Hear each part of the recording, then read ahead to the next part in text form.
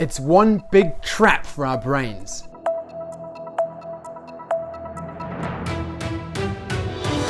You probably already know this, but the media words events in particular ways in order to get more attention, more eyeballs. They'll aim for either anxiety, anger, or awe in order to gain that attention. Most commonly, they'll use anxiety as threats or dangers grab and hold our attention like nothing else.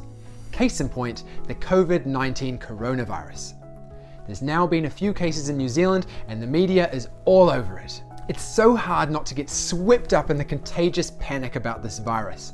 As an anxiety specialist, I feel it's my duty to point out that anxiety is not a helpful approach for dealing with this virus, and I'll tell you why. But first, let's cover a few facts as groundwork for what we'll do later. Coronaviruses are named thus because of a distinctive corona or crown of sugary proteins surrounding the virus when seen under a powerful microscope. This virus family are a pretty common form of cold, causing a runny nose, sore throat, headache, fever, cough, and a general unwell feeling.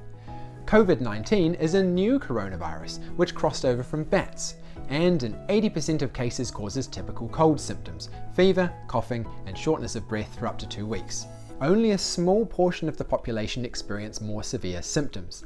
These are the at-risk portion of the population who are older or have an underlying health condition like heart disease, lung disease, diabetes, or are on immunosuppressant drugs. In these cases, pneumonia can set in or other acute breathing difficulties, and it can last for 3 to 6 weeks.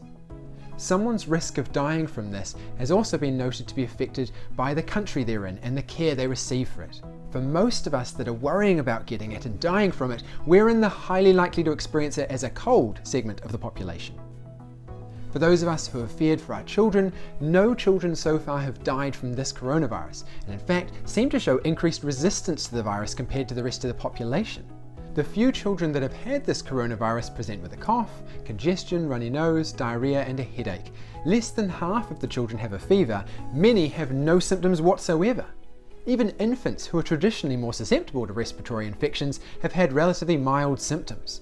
Frighteningly, the World Health Organization recently escalated the global death rate from coronavirus to 3.4%. However, some experts believe even the previous estimate of 2% was an overestimate, as it's a virus that has been shown to have many mild or asymptomatic cases, and a lot of these are going unnoticed or undiagnosed, as it's hard to distinguish from a regular cold.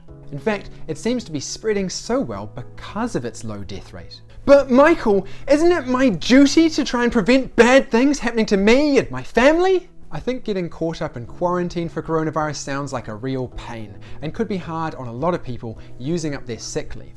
It's probably a good idea to have some supplies at home as a contingency plan. A lot of us here in New Zealand already do that in case of earthquakes. But this is different from worrying. Worrying is when we catastrophize an issue beyond reasonable likelihoods and then continue to focus on how bad it will be, rather than proceeding on to creating a reasonable and actionable plan and then carrying it out. If you're going to restrict your life for coronavirus and spend a great deal of thought and time on it, then you logically need to for other colds and flu, which transfer more efficiently and are more widespread. The risk of a car crash, an injury gone wrong during sport, leisure, or a bit of household DIY, and so on. Where does it end? Wouldn't it be healthier to focus on keeping your immune system functioning in optimal condition, making it extremely likely that you're only mildly affected by this virus or don't even notice you had it? Proper nutrition, exercise, adequate sunlight, and social connection have been shown to be really helpful for this. And one of the most helpful things is managing your stress and anxiety. This is because your fight and flight response is for acute emergencies. It's for running away from something that might kill you right now. And to give you the best chance of survival, your body puts everything into running. It shuts down digestion and suppresses your immune system. So, the best thing we can do to protect ourselves from a virus like coronavirus is to reduce our anxiety about it, not amp it up. Okay, Michael, but how do I stop this worry track from going around and around in my head? One thing we can do is challenge the catastrophic thought that kicked off the worry, a cognitive technique called cognitive challenging. I'm going to get Becky to help me demonstrate this technique in action. Grab a seat.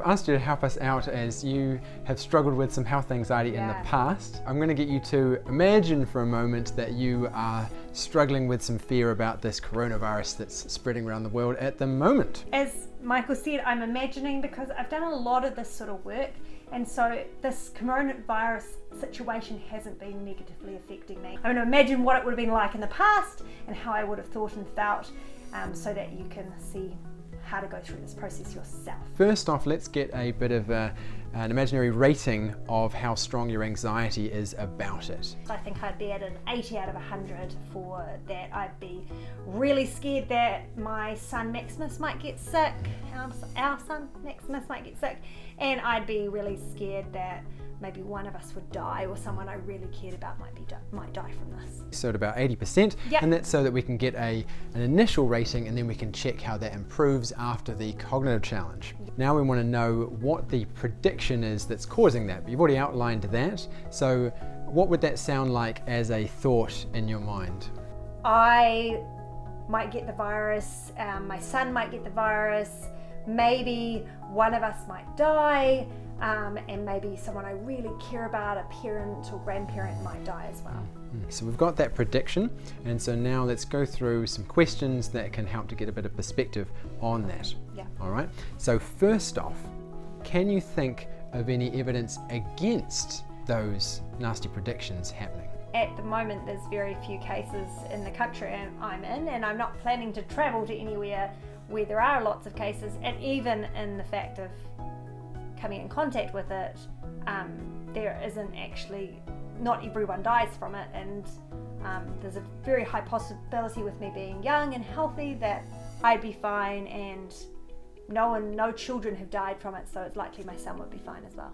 Often we can be a bit more rational with other people who aren't us, yeah. And so if you imagine for a moment that it's a friend who's worried about it, yeah. Rather than you, and they share this worry with you, what would you say to help them? Because of where we live and the sort of access we have to medical services and the hygiene and different things that we have in our society, that we're very unlikely for it to be a serious issue, that we're not most of the people I know are not in that high risk area, and even if they are, that doesn't definitely mean that they are going to have a really negative outcome from it.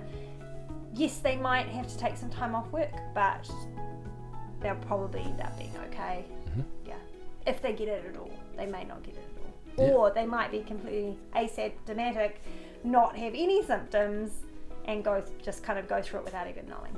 All right, let's get a bit of long-term perspective now. So if you imagine in 6 months' time from now, right, you're looking back, how are you feeling then? There's been multiple of these sort of things happening over the years. I remember bird flu, that was a while ago, and it didn't end up turning into a big deal. Like, there wasn't heaps and heaps of cases, and even things that have ended up being like swine flu, there was quite a lot of people got that. It ended up kind of petering out, and after like 6 months, a year, there was hardly any cases, and it was out of the news cycle, and so no one was thinking about it anymore. If you have a think about the benefits of that prediction, that negative prediction, what are the benefits for you of believing that, of thinking that? Well, I guess in the past I would have thought that thinking of all these worst case scenarios, maybe I could be more prepared, maybe I could make sure I don't go to a place where I might get it, that I might be able to isolate myself in a way that I keep myself and my family safe. I think that would be what would be going through my head, is that those worries are going to help me to get prepared, sort of thing. Yeah. What about costs? What does it cost you thinking those predictions? Yeah, well, firstly, time and energy, because having worried thoughts is exhausting and time consuming, and it really pulls me out of my present. So I can't be there for my son right now, looking after him, because I'm so worried about this imagined future where he's terribly sick. I can't sleep.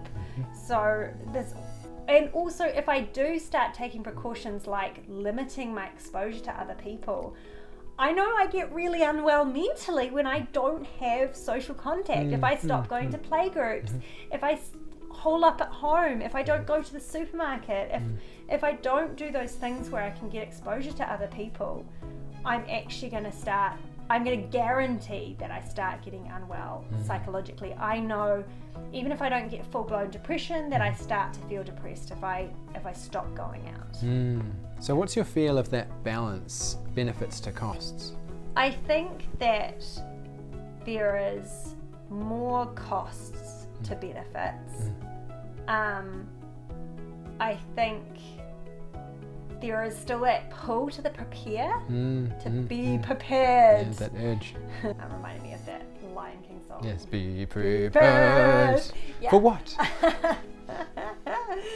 But I can see the incredible downside, and I see a really big cost if I get into a pattern. So maybe it might not be as a big a cost if I do it just for this one thing, but if I also do it for the next cold or flu, if I do it for some other like terrorist attacks, or what if there's a shooting or those sort of things, then as those pile up, the costs will like continue to exponentially be worse than the benefits restrict your life of down. Yeah. being prepared for every possible worst case scenario. Let's do what we call balancing that thought out, create a more balanced thought. So there's two ways we can do this. We can take that evidence against it happening, and we can create a more accurate prediction of the future, or we can ignore that and we can create a thought that is just plain more helpful. It takes away those costs, those downsides of thinking like that. Let's just go for a nice, simple, more realistic, more accurate prediction of the future type one for today. Okay. All right. More accurate is that I am not going to get it at all. That I might know someone who gets it, but they're likely to have a difficult couple of weeks while they're isolated, but then be absolutely fine. And that's with you just going about your normal life, isn't it? Not avoiding supermarkets or anything like that. No. You just do your normal thing, and normal yet you thing. don't get it. And thinking that thought, what would be your anxiety rating now? I think it would probably be around a 30 or 40. 30 or 40, so down from about 80 down to 30 or 40. Yeah, so still some anxiety, but not like the full blown, the world is just about to end type thing. And that's generally how cognitive challenges work. It reduces it down, it doesn't get rid of the anxiety, right? We're challenging it, and the brain releases some beta blockers, some tranquilizers to calm things down, but it doesn't just like get rid of that anxiety entirely, but it does really help. Even if you only reduce that 5% or 2%, it's still worth it. You've still got that nice anxiety reduction. Yeah, and it doesn't feel that urgency that I have to do something right now, and I have to fix this, and I have to escape, and I have to worry. This maybe isn't perfectly safe, but it's not like an urgent threat I have to jump on right now. Type thing.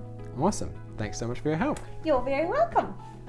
Bye. I hope you found this helpful, both for any worries about the current coronavirus issue and for having a new technique you can use for any other health worries you might have. Give the video a like if you'd like me to make more like this, otherwise I'll assume you don't. See you in the next one. I am boosting my immune system. Last fact, research shows you can boost your white blood cell count just by visualizing white blood cells. It's even effective if you picture them as little white spacemen with laser guns like I do. Pew, pew, pew, pew, pew, pew.